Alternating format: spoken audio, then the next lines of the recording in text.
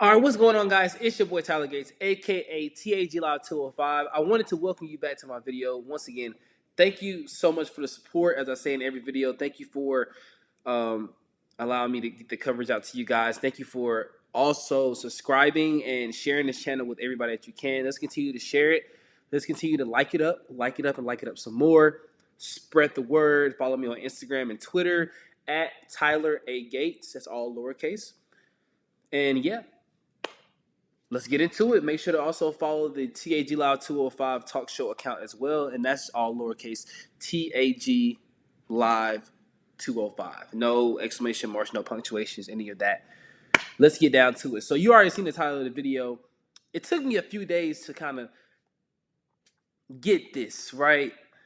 Jewel Lloyd is on the Aces. I don't know how I feel about that. Are they overpowered or I don't think they're overpowered. I think the Aces are definitely the team to beat once more, as they are every year. But it came at the expense of Kelsey Plum, who was the number one overall pick of the San Antonio Silver Stars. By the way, they moved from San Antonio and they became the Las Vegas Aces, for those that you didn't know. We have a new super duo in the WNBA, right? The W is back, like back buzzing again. Just wait until the season starts. You're gonna have Caitlin Clark. Like, we're here. Caitlin Clark, Angel Reese. You're gonna have that girl Caitlin Clark and that girl Angel Reese, as you know I call her. Asia Wilson, of course, the reigning MVP. I don't see how she doesn't win another one. Jewel Lloyd is now on the Aces. The Seattle Storm is going into rebuild mode. Finally, you didn't win with Breonna Stewart. You didn't win with Sue Bird. Unfortunately, now you finally understand that it's time for you to break it down. Look at those draft classes coming up for WNBA, college, women's college basketball. You know, you got Paige Becker. She comes out this year, right? Next year, I think Tahina Powell comes out next year, if not this year. I mean, if I was a GM of a WNBA team, I would. I know it's stupid to say. Tahina Powell would be my future. I would get her number one. I would draft her number one overall this year. I know that sounds a little crazy. I know Paige Becker is a generational talent, but you look at what she can bring to the game and what she's doing under Don Staley and all the other coaches at South Carolina. She is a true point guard, right? Not necessarily a Trey Young of sorts, not necessarily an Allen Iverson type of point guard, but she's a point guard that gets you like she's a facilitator. Excuse me. She facilitates all over the floor. You talk about somebody that can shoot the basketball. Excuse me, on more than one or two or three occasions. When she's open, she will take that shot, averaging about 35 to 37% from the field. Last time I checked.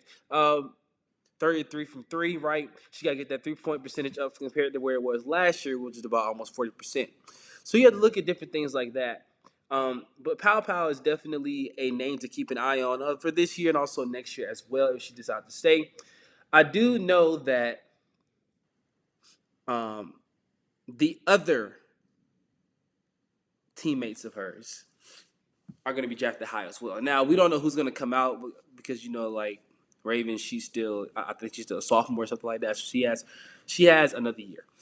But the reason why I brought up to Tahina Powell is because if you're the Seattle Storm, you are now entering a rebuild mode. You traded a top 5 player in your history away. The greatest player in your franchise history retired in Sue Bird. This all happened in the span of like 2-3 years. You lost Breonna Stewart to the New York Liberty. Y'all been going through it. You traded for Skylar Diggins-Smith. It worked out okay, right? But now you're actually admitting to, hey, it didn't work. We're going to just strip it down, start over, and draft whoever we feel like is best for our team and build around them. Tahina Powell. Like I will be cognizant not to mention her once and once more. Kelsey Plum to the Sparks, I got to mention this as well. I feel like she is definitely one of those players that is going to add a spark to Cameron Brink and Rakaya Jackson. She is the perfect veteran that those two need. Those two are the franchise, right? And you realize how quickly they can win. Go get you a veteran. Go get you a Kelsey Plum, somebody like that who can step right in with a young team and teach them, hey, I've been to the mountaintop on countless occasions. I know what it takes to get there. I know what it leads a sorry team, right? She knows. She knows. She was the number one overall pick, for Christ's sake. She knows. Arguably the greatest player in Washington women's basketball history, right? You talk about different things with her. And I feel like she's going to pair with them well, fit alongside Cameron Brink, um, post game, blah, blah, blah, blah. She's going to teach them whatever she knows about winning championships and being successful in the W. They're not going to build the offense primarily around her, but she would definitely have the ball in her hands. But she's going to have to take a back seat to Cameron Brink and let Cameron Brink elevate her game to another level. We saw what she did in her rookie season before she went down with that season-ending injury. I feel like in year two, she's going to have a Candace Parker type of jump when Candace Parker, went into her second season, after her first season in the W and she was in MVP conversations. Cameron Brink's going to be in MVP conversations. Just get that out of the way right now. She's going to be in MVP conversations. She will definitely have a large role. She definitely have a large role on this team, just because of her stature, who she is, and what she brings to the game of women's basketball. Hall of Famer, one of the greatest to ever do it. And I like that pickup for the Sparks to put them in contention. The Seattle Storm's new direction. They acquired the number 2 pick, and they also acquired Lee Euro. I believe that's how you pronounce it. And they're gaining young assets for this rebuild. So, who could they target with the number 2 pick in the draft? Well, I just so happen to look at some mock drafts, just pay attention. There's a chance that Paige Becker falls to 2, which means in this case, if she falls to 2, take her. If Tahina Powell comes out this year, which I think she does, I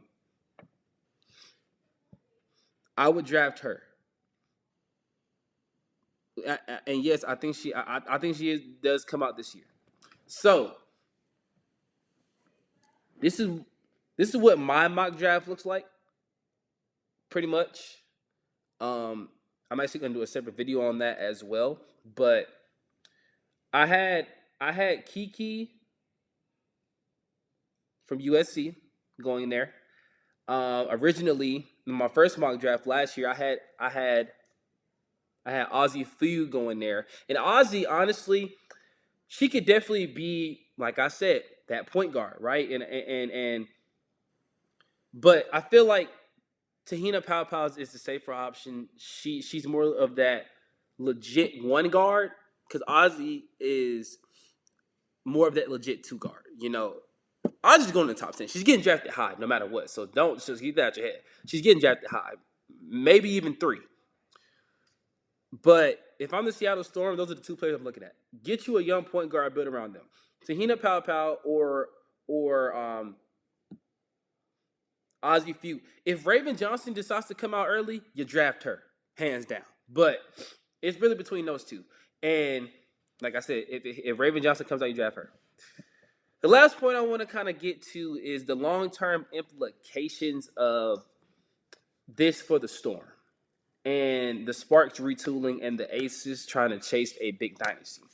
So for the Aces, primarily for all 3 teams, is this trade a win-win for all 3 teams? I believe it is. You talk about this, arguably the biggest trade in WNBA history. We are living through history currently right now. I feel like this trade is going to be talked about in a few years. Not only did the Storm acquire the number 2 pick in this draft, but the Sparks acquired number 9, because you remember they had number 2, so they had to trade down. Yeah, you get what I mean. And they sent number 13 to the Aces, so they acquired number 9 from the Storm, and they sent number 13 to the Aces, right? The Aces, if I'm them, I'm trading that pick. Go get you somebody that is on the team, who is very disgruntled, who you feel like can be a spark off the bench. dare I say,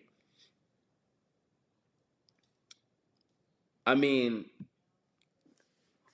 Jordan Canada, but like, I don't know how she would really fit in terms of minutes, because you already have tons of point guards on there, and yes, Jackie Young, she's a point guard, okay, yeah, it says small forward, but she really a guard like that.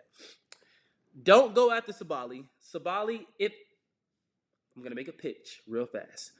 Atlanta Dream, my favorite WNBA team. Please go get set. Please go get Sabali. Please go get her. We need Setu Sabali in the A. Ryan Howard and Haley Jones needs help. Yeah, we got Parker Tice, like, but we. This is a box office attraction in the WNBA. If we get her, we're good. We're winning games. We're winning games. Okay, playoffs. Okay, even probably WNBA finals next year. Right. I'm talking about 2026 now. Now this is it. But you get what I mean, right? We clear cap space. Go get her now. If she signs with a powerhouse of a team, I'm gonna know something. If she signs with a team that's gonna give her the most money, like us, hey, we got Ryan Howard, All Star, one of the best in the WNBA, arguably top 10. You got Haley Jones, one of the best shooters in the WNBA. You got Parker Tyus, one of the best veterans in the WNBA. Yes, I know the dream right now we're at our lowest point, but hey, if we get set to, we're going up. So that's my pitch. Last point. How will this impact the balance of the power in the WNBA? It impacts it a lot, believe it or not. It impacts it a whole lot. Um, the Aces are going to be the favorite to win. The Seattle Storm, they're going to be at the bottom of the purposes of the WNBA. We know that. Unless they go out and make a major move to acquire more draft capital and then go get somebody else, but I doubt that. And then for the Sparks, you're looking at a young team that could be an early WNBA Finals contender at the start of the season. And that's not to take away from any of the teams, like like the Wings, who I feel sorry for, Aguma K, as she's gonna lose Sabali. She told them she wasn't coming back. I feel bad for her, but if I was her, I mean, hey, I want up out of there too. At this rate, you're not winning anything. I want up out of there too. The Phoenix Mercury is always gonna be in the conversation, but I mean, we know Brittany Griner's coming back. It would surprise me if she left, but yeah, this trade it's going to change the trajectory of WNBA history a little bit. It is going to change a lot of things. It is definitely changing the draft. Paige Beckers might not go one, but she's a generational talent, so don't. I'm trying not to get fooled by that. Dallas, like I said, Sabali, she said she's not coming back. Agumake said she's not. She probably is debating a trade also, but you potentially got Paige Beckers coming. So if I was you, I'd stay.